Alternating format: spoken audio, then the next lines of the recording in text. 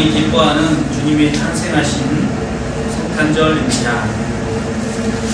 우리가 믿는 기독교는 매우 단순하면서도 매우 복잡합니다.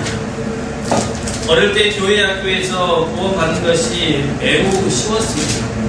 왜냐하면 구원 열차를 타면 다른 것 없어도 된다고 그렇게 늘 찬양을 불러왔기 때문에 저는 그런 줄로만 알았습니다. 구원 열차 타는데 차장이 누구라고요? 예수님이시니 예수님만 믿으면 우리가 다 구원받는다고 알고 있었습니다. 그때는 너무나도 마음에 자유가 있었습니다. 예수님만 믿으면 구원받으니 다른 것 할 것 없이, 그래서 너무나 자유로웠죠. 그런데 자라면서 성경을 읽고 신학을 공부하고 또 많은 신앙서적들을 읽고 남의 생각들을 듣다 보니 구원이 매우 복잡해졌어요. 내가 과연 구원받을 수 있을까? 내가 이렇게 많은 사람들이 잘 살고 이 사람들조차도 구원에 대한 확신이 없는데 나는 구원을 받을 수 있을까? 헷갈리기 시작했죠.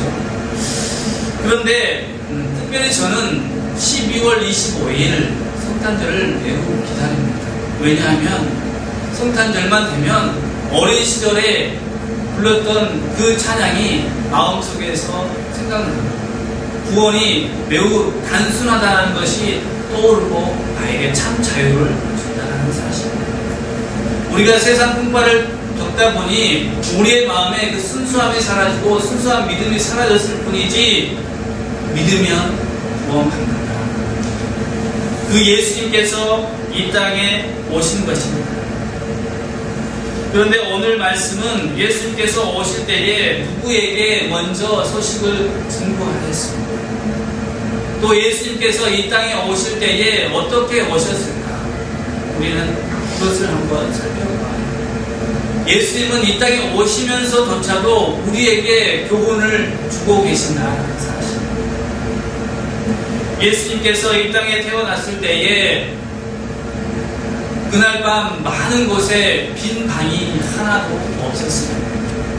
빈 방이 없었고 예수님이 태어날 장소는 마구간 초라한 냄새나는 그곳이었습니다. 온 세상 사람들이 예수님의 탄생에 대해서 환영하지 아니하여 빈 방 하나 내두지 않는 그런 인색함 속에서 예수님께서는 이 땅에 오셨다는 사실. 예수님께서 오실 때에 천사들은 들에 있는 목동들에게 먼저 그 소식을 증거하였습니다. 목동들은 가장 낮은 자입니다. 예수님께서 이 땅에 오셔서 바리새인들에게 말씀했습니다. 나는 의인을 부르러 온 것이 아니라 죄인을 부르러 왔다. 목동들은 누구입니까? 집에 들어가지 못하고 1년의 절반 이상을 들에서 양들과 함께 지내야 하는 그러한 사람들입니다. 풀을 찾아 그 양들을 데리고 이리저리 헤매는 사람들입니다. 사회적으로 대접을 받지 못하는 그러한 사람들이죠. 그래서 다윗 왕도 막내로 태어나서 그 집에서 굳은 일을 다 도맡아 했습니다. 목동으로서 양들을 지키는 일을 본인이 다 하는 것이죠. 사무엘이 그 집에 찾아갔을 때에 다윗만 그 집에 없었습니다. 들판에서 양들과 함께 있었습니다. 하나님은 그 다윗에게 이스라엘의 최고의 왕이 되도록 허락하셨습니다. 오늘도 그러한 낮은 자를 하나님께서 부르고 계시다는 것입니다. 예수님께서는 가장 낮은 곳으로 오셨습니다. 그렇습니다, 여러분. 우리는 가장 낮을 때에, 그리고 우리가 높은 자리가 아니라 가장 없는 때에, 없을 때에, 그리고 근심이 많을 때에, 고난이 있을 때에 그곳에 주님의 소식이 들려온다는 것입니다.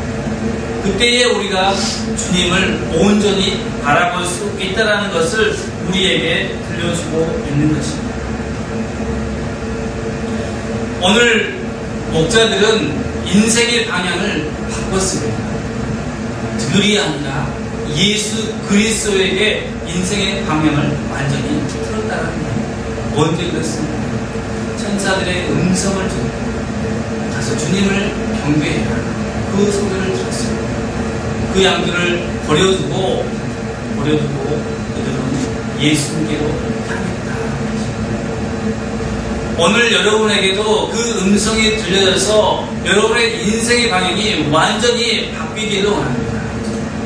세상 들판이 아니라 나를 알아주지 않는 그러한 세상이 아니라 나를 알아주는 예수 그리스도에게 여러분의 발걸음을 올리십니다. 예수님을 바라볼 때에 기쁨의 소식들이 들려올 줄로 믿습니다. 오늘 예수님께서는 큰 기쁨으로 이 땅에 오셨다라고 기록하고 있습니다. 두 가지 면이 있습니다. 오늘 말씀을 보면 세상에 큰 기쁨의 소식인데 이게 어떠한 사람들에게 기쁨의 소식이었습니까? 하나님께서 기뻐하는 자들에게 기쁨의 소식입니다. 그 예외 사람들에게는 예수님을 박해하고 그리고 예수님을 죽이기 위해서 어떻게 했습니까? 베들레헴에 있는 2살 아래에 있는 모든 남자아이를 다 죽였습니다. 어찌 보면 예수님께서 탄생하신 그때에 하나님이 기뻐하시는 자만 기뻐하였지 그 외에는 슬픔으로 가득 찼다라는 이면을 우리가 또한 생각해야 합니다. 무슨 소리입니까? 우리만 기뻐할 것이 아니라 세상과 더불어 기뻐할 수 있는 그리스도인들 되어야 합니다. 우리가 이 교회에 와서 기뻐하고 우리끼리 서로 잔치를 하지만 이것을 하나님께서 원하시는 것이 아니라 이 기쁨의 소식을 저 사망의 그들에 앉아있는 수많은 사람들에게 슬피 울고 있는 그들에게 이 기쁨의 소식을 증거해야 하는 것이죠. 그것이 바로 예수님께서 이 땅에 오신 목적입니다. 예수님께서는 우리가 기쁨으로 예수님을 축하하고 할 때에 우리의 마음편에는 또 한 번 세상을 향한 마음이 열려지기를 원하십니다. 그러므로 연말 연시가 되면 믿지 않는 사람들도 이 성탄의 기쁨을 함께 한다는 것입니다. 그런데 굉장히 슬픈 사실은 성탄의 기쁨 12월 24일 성탄의 이브날 많은 사람들이 예수님 오심을 기뻐하지 아니하고 예수님의 오심 기쁜 것을 연유 삼아서 더 흥청망청 타락의 길로 가고 있는 것을 볼 때에 마음이 굉장히 안 좋습니다. 예수님께서는 이 땅에 있는 모든 죄를 건져주시기 위해서 오신 분이십니다. 그런데 오히려 예수님께서 오신 그날에 세상 사람들은 더 흥청망청 예수님의 마음을 아프게 하고 있다는 것이죠. 그럼에도 불구하고 예수님께서 오신 것은 온 인류에게 가장 좋은 소식임을 믿습니다. 왜 그렇습니까? 첫 번째, 예수님께서 이 땅에 오신 것은 오래된 약속에 대한 성취입니다. 성취. 이스라엘 민족은 메시아에 대한 약속을 믿고 있었습니다. 메시아에 관한 예언들은 성경 여기저기에 기록되어 있고 그것을 이스라엘 민족 유대인들은 철저하게 믿고 있었다는 것이죠. 동방 박사가 헤롯 대왕을 찾아갔을 때에 궁전에 있는 신학자들이 어디에서 예수가 태어날 것이냐고 물어봤을 때에 베들레헴이라고 기록되어 있습니다. 성경에 그렇게 기록되어 있습니다. 맞습니다. 오늘 그렇게 예수님은 베들레헴에서 태어났습니다. 예수님께서는 오래전부터 하나님께서 예비해 두신 메시아입니다. 이 세상을 구원할 자이십니다.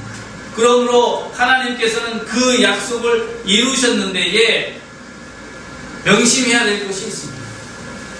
예수님을 이 땅에 보내주셨을 때에 금방 보내주셨지 않습니다. 오랜 세월 뒤, 우리 생각에는 오랜 세월 뒤이지만 하나님에는 그 시간의 의미가 없습니다.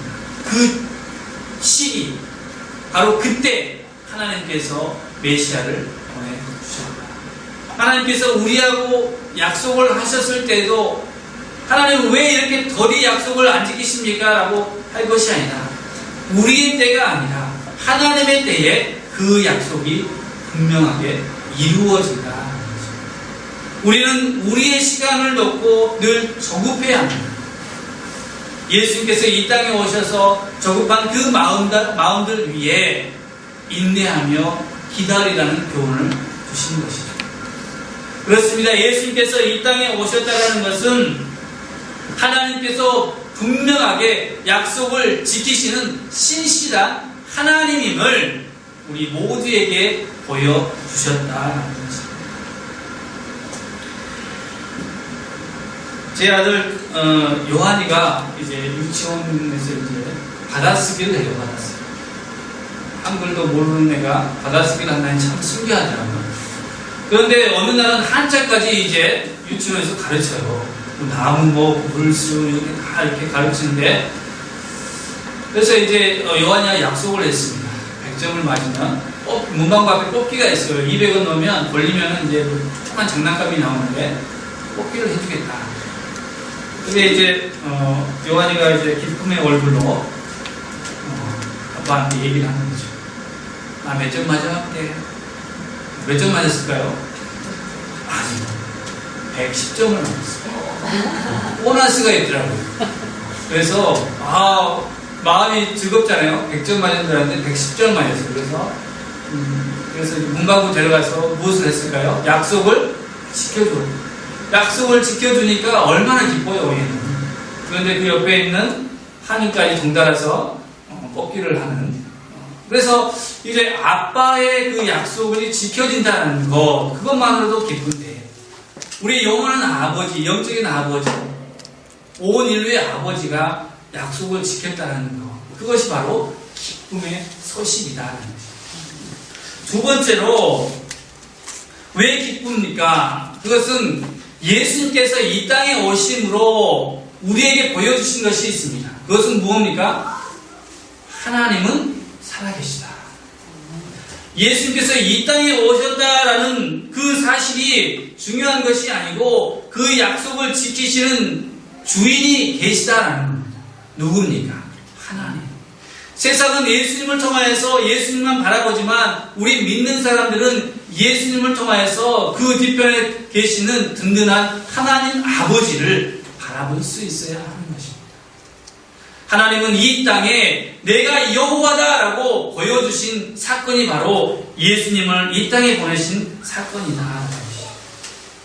그리고 하나님은 성경에 기록된 모든 것들을 똑같이 예수 그리스도를 통하여서 이루어 내셨다. 그렇게 하실 수 있는 분이 하나님이시다. 하나님은 전능하신 분이시다. 라는 것을 우리에게 증명해 주신 사건입니다. 그러므로 그것이 우리에게 기쁨이 될 수 있는 것은 오늘 내가 아버지라고 부르신 그 하나님이 성경에 기록된 대로 우리에게 그대로 이루어 주실 것이다. 라는 그 사실을 우리가 알고 믿으면 된다는 거지. 그러므로 하나님께서 주신 약속의 말씀들을 믿으시기 바랍니다. 하나님께서는 그것을 이루어 주시는 분이십니다. 하나님은 살아계셔서 역사하시는 분이십니다. 하나님은 홀로 침묵하고 계시는 분이 아니라 언제라도 우리와 함께 하시며 우리가 세상 떠날 때까지 그리고 세상이 끝날 때까지 하나님은 우리와 함께 하시는 분이라는 사실입니다. 예수님께서 이 땅에 오신 것은 바로 그것을 증명한 사실입니다. 그러나 여전히 세상은 하나님을 보여달라라고 그렇게 이야기합니다. 우리도 전도할 때에 가끔 그런 질문들을 받습니다. 네가 믿는 하나님을 나에게 보여달라. 우리는 누구를 얘기하면 됩니까? 이 땅에 오신 예수 그리스도를 보여줌으로 우리가 하나님을 증거할 수 있다는 것입니다. 눈에 보이지 않는 하나님을 얘기하는 것이 아니라 예수님께서 이 땅에 오셨다라는 것, 예수님께서 하나님이시고 하나님 안에 예수님이 계시고 그 예수님이 우리 안에 있다라는 것, 그것을 보여주시기 바랍니다. 예수님께서 이 땅에 오셨다라는 사실, 그 하나만으로 우리가 발견할 수 있는 것은 하나님은 살아계십니다. 하나님은 진짜이구나. 진짜 계신 하나님이 천지 만물을 창조하신 전능하신 분이시구나. 그것을 믿으시기 바랍니다. 세 번째로 예수님께서 기쁜 소식이라는 것은 우리를 죄에서 자유케 한다는 사실입니다. 우리는 죄 아래에 있었습니다. 그래서 우리가 그 죄 아래에 있으면서 그 죄를 벗을 수 없고 하나님과 화평의 관계를 유지할 수 없고 하나님과 등 돌린 채로 영원토록 저주받은 상태에 있었다라는 것입니다. 그 누구도 죄의 사슬을 끊지 못하고 그 죄의 사슬 때문에 자유롭지 못했습니다. 그러나 예수님께서 이 땅에 오심으로 우리 모든 죄의 사슬들이 끊어져 가기 시작했습니다. 예수님 앞에 나가서 예수님, 나의 죄가 이렇습니다. 나를 죄에서 건져 주십시오. 내가 예수님을 믿고 따르겠습니다. 라고 고백하는 모든 사람들에게 예수님께서는 값없이 그 죄의 사슬을 잘라 주었습니다. 그래서 이 땅의 가장 좋은 소식은 우리에게 세상의 물질과 명예와 권세를 주는 것이 아니라 무엇을 주는 것입니까? 죄에서 자유케 해서 영원한 생명을 주는 것. 그것이 우리에게 가장 복된 소식이고 기쁜 소식이다라는 것입니다. 모든 사람들이 동일하게 100년을 채우지 못합니다. 여러분 100세까지 산 사람들 별로 보지 못했습니다. 제가 미국에 있을 때에 미국은 원래 식사를 하지 않습니다. 밥을 먹고 식사를 하지 않아요. 그런데에 밥을 먹으면서 예배를 드린 적은 있습니다. 언제요? 동네에 어르신이 100세 생일날 이렇게 한턱을 교회에 이렇게 거하게 내시면서 테이블에 앉아서 이렇게 예배를 처음 드려봤습니다. 식사를 하면서. 100세까지 산다는 것은요, 지금도 영화예요. 그러나 100세까지 산 사람들은 극히 드문다는 이야기죠. 무슨 얘기입니까?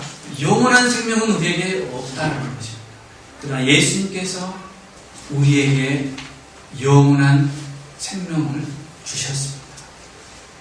영원한 생명을 주실 수 있는 유일한 분은 예수 그리스도 그분이시다라는 것이죠. 그분 때문에 우리가 영원한 생명 가운데에 있는 것입니다.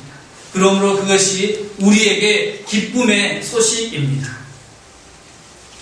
그렇습니다. 예수님께서는 이 땅에 우주의 왕으로서 그리고 온 인류를 구원하고자 육신을 입고 이 땅에 태어났습니다. 모든 만물이 그의 탄생을 축하했습니다. 우리 또한 지금 그렇게 예수님을 축하하고 있습니다. 여러분, 그런데 이 예수님께서 이 땅에 오셔서 우리에게 마지막으로 하고 싶은 말이 무엇일까? 무엇일까? 우리에게 평화를 주고 싶습니다. 우리가 받은 바 구원을 가지고 이 땅에서 샬롬이라는 그 단어를 들어보셨습니까? 평화하는 것. 사람과 사람 사이에 평화하는 것. 하나님과 내가 평화하는 것. 그런 평화를 여러분에게 주고자 이 땅에 오셨다. 여러분 마음 가운데에 걱정과 근심과 고난 가운데에 굉장히 괴로움들이 있습니다. 하지만 예수님께서는 오늘 네가 평화하느냐? 라고 물어보십니다. 네가 평강 가운데 있느냐? 물어보십니다. 여러분 안에 예수님을 모신다면 예수님께서는 여러분에게 평화를 선물로 주십니다. 세상에서 격동치는 데 감정을 누르고 잔잔한 호수와 같이 우리를 그렇게 이끌어 주실 줄로 믿습니다. 마리아는 어떠한 인물이었습니까? 그 당시에 여인은 이 요셉이 아버지와 계약을 했습니다. 아버지와 계약을 해서 이 마리아는 요셉과 결혼을 해야 되는 것이죠. 이 마리아의 마음 가운데 사랑은 사치입니다. 그만큼 그 여인의 지위가 낮다는 것입니다.